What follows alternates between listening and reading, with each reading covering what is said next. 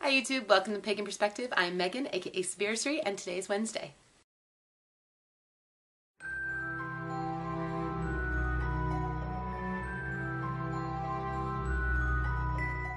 Hi YouTube, so welcome to Pagan Perspective. Today we are talking about gods and goddesses, and are they real or are they not? So the question actually comes from Shannon Wolf. It says, true gods. So how do we know if the gods we are worshipping are true? The Celtic and Norse goddesses and gods were mentioned in some records, taken largely from Christian scholars. How accurate the portrayals are, we have no way of knowing. I feel safer worshipping deities that are newer or even pop culture video game ones. Is this form of practice okay? Well, the direct question that you have in here at the end is it okay? And I mean, of course it's okay. That's your faith. That's your practice. And as I've said many, many times, anytime that I make a video for this channel or my channel, that, you know, to each their own. If it feels right to you, if it feels like your true path, then it's okay. You know, don't hurt anybody, but it's okay. That being said, how do we know if gods are true gods?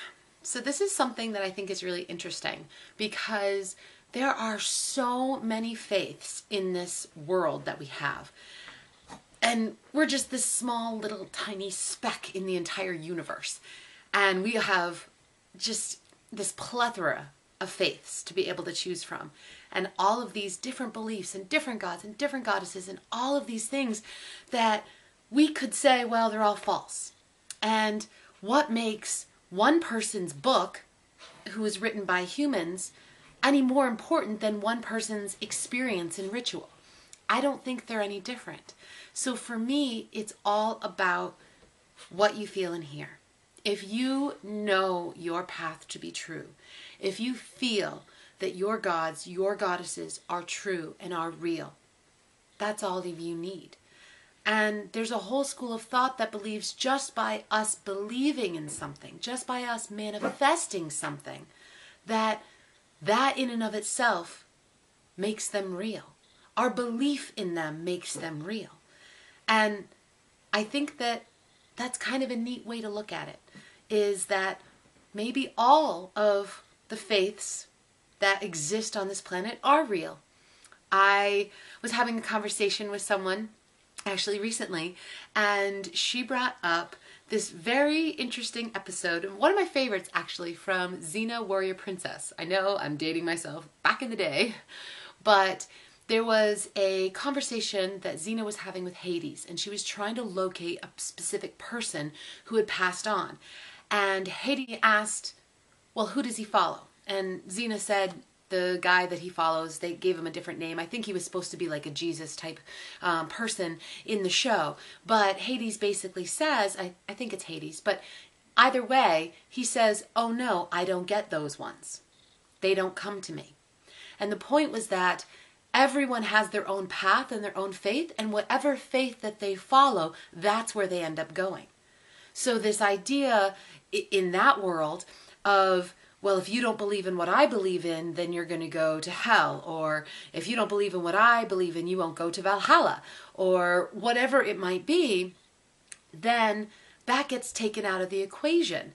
It's this sort of nice cosmic balance that what you believe is what happens. So in some ways, I guess you could put it that if you believe you are a good and true person, you believe you will go to a Christian heaven, then you will. If you believe you are a bad person and you will go to a Christian hell, then you will. The same as if you are a witch or a Wiccan or a pagan or a Jew or a Muslim. I mean, if you believe in the Summerland and that's where you're going to go, then that's where you go for reincarnation. If you believe that your karma is probably not so good and you're going to come back as a cockroach, well, that kind of sucks. So the point is, though, I think that it's an interesting concept to think about. Whether I believe that as the concept or not isn't the point of this. The point is that I think it is true to you, then it is true. If you believe your God and Goddess to be true, then they are. That is perfectly fine with me. I am fine with other people believing what they believe and knowing that they believe it with their whole soul and their whole being. And that's okay. And I don't see anything wrong with that. If you know it to be true, that's all you need. I know for me, that's all I need. I know what I believe to be true. I believe that when we all pass on, my personal belief is that the truth will then unfold. When we pass on, all of the knowledge of the universe will be given to us, and we will then know the truth. And we will know all of the mysteries. And at that point, everything will become clear.